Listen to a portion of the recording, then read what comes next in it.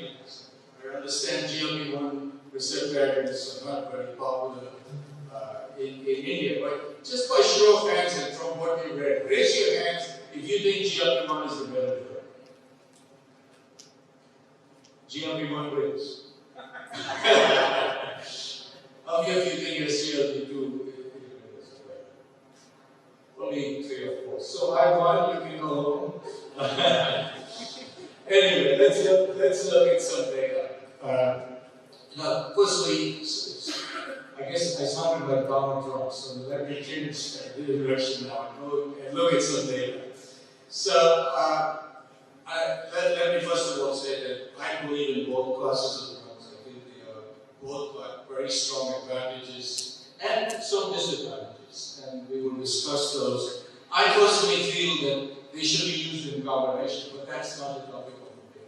The topic is what should be used after metformin fails. So I'm not going to spend too much time on slides, nor show you data on glycemic efficacy. You know this data, you've seen clinical trial results, and earlier today we discussed the VITA trial. So what's the advantages of GLP1 receptor agonists? Firstly, greater HbA1c level. And if you look at several trials comparing GLP1 receptor agonists with insulin, although there's some controversy about the titration of insulin in those studies, they were more or less equal. There's many published now, and for that reason, if you look at the ACE algorithm, GLP1 receptor agonists were put as the first-line therapy because they felt that they got the greatest lowering. Secondly, and SGLT2 inhibitors also lower A1C, but the lowering is modest. So there are some advantages, cardiovascular advantages, advantages in terms of heart failure, but that applies to a very small proportion of patients with type 2 diabetes. The second is weight loss. Now there are some very important differences here. Some people, almost everybody loses weight with SGLT2 inhibitors, but the weight loss is very modest. I'm sure Guillermo will show you the data. But with GLP1 receptor agonists, it's variable. Some people lose hardly any weight, but about 25-30% of people lose a lot of weight. And higher doses of liraglutide are actually used as a weight loss agent. The third advantage, I think now, is the ability to mix with insulin and the fixed ratio combination, the two that have come on the market. And that will have, I think, a major impact as the first injectable that causes tremendous A1C lowering, bringing people right down into the 6s in A1C. The next benefit is that you have anti-atherosclerotic effects. And I'll show you a little bit of data that might affect the natural history of disease. It's not as dramatic and immediate as SGLT2 inhibitors, but then atherosclerosis doesn't move away within 2 weeks. It's a long-standing process. So it's more than a hemodynamic effect, which I think is the benefit of SGLT2 inhibitors. Then another benefit is that it suppresses glucagon. And we've not recognized glucagon for many years, then we recognized it. But SGLT2 inhibitors actually stimulate that glucagon secretion. And we don't know what that means in the long term. There is also some reports of ketoacidosis. It may come up in some discussion. You'll get less DKA and possibly less hypoglycemia. And we have seen some data, and I did bring slides to show you that you restore alpha cell function. So you suppress glucagon when the glucose is high, and when the glucose is low, you have alpha cell functioning better so that you recover better from hypoglycemia. Now let me look at the flip side. You have outstanding results with Emperor, but more than 90% of the patients have prior CV events, mainly secondary prevention. Cannabis has some supporting data, but it's less impressive. So overall, it's applicable to less than 15% of patients with diabetes. The LEADER trial had large numbers, longer duration, and also included patients with primary prevention. Now, let me admit that there are some problems with GLP-1 receptor agonists. There are compliance problems, GI side effects, but we are overcoming that with weekly injections, fine needle pens, the retractable pen with the dulaglutide, which is gaining a lot of popularity. And finally, I'll just show you a little bit of data with something that I've been working on for some time now, which is the incarcerated class.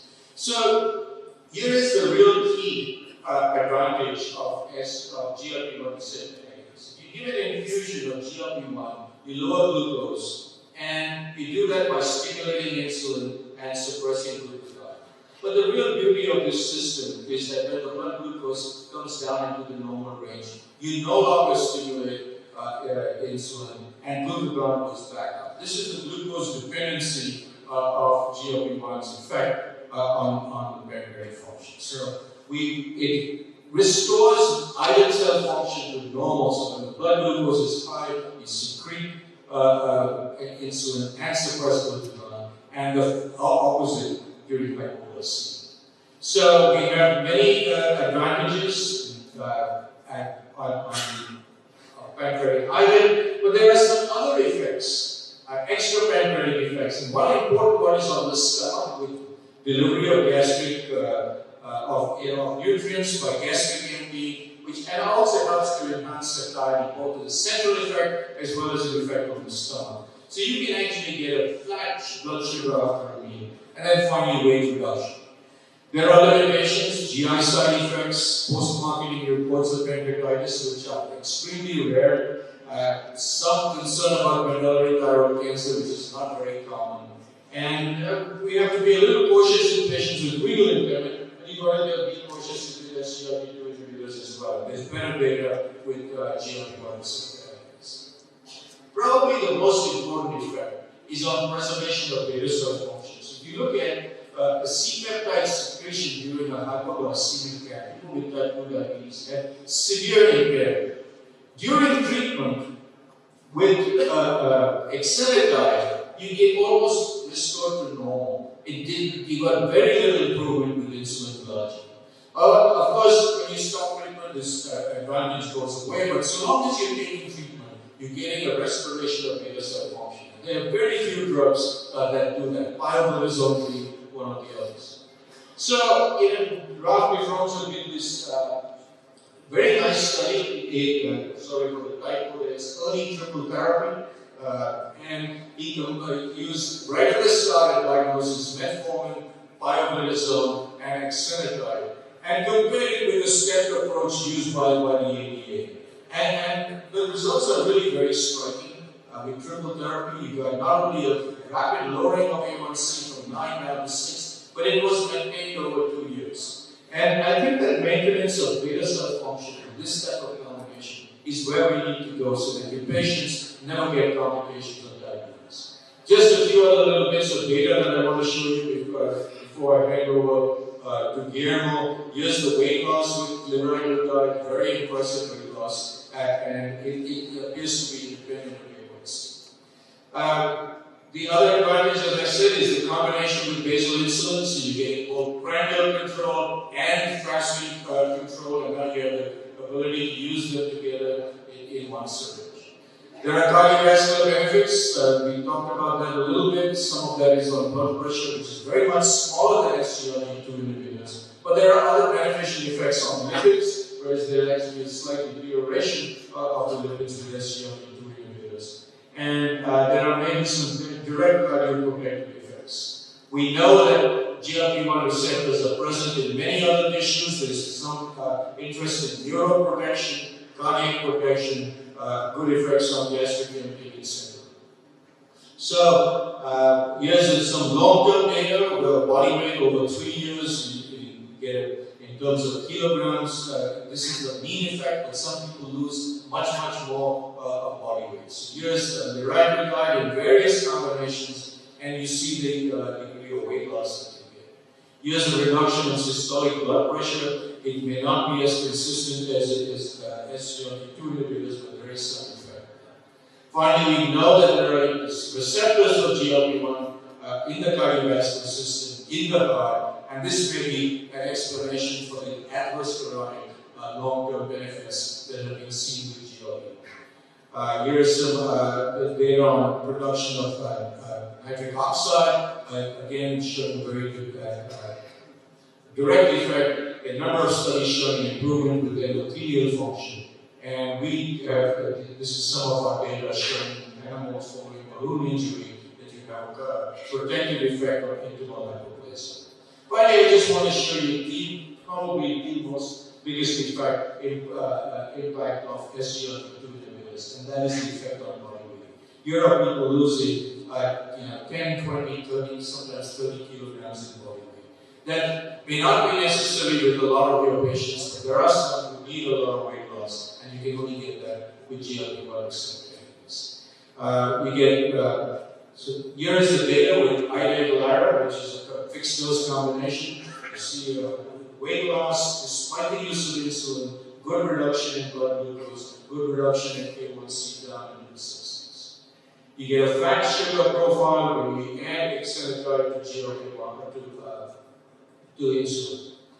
And here is the Intarsia device. This is a very small matchstick-like device which contains GLP1 receptor agonist exenatide. It's inserted once every 6 months, and you get a very significant reduction.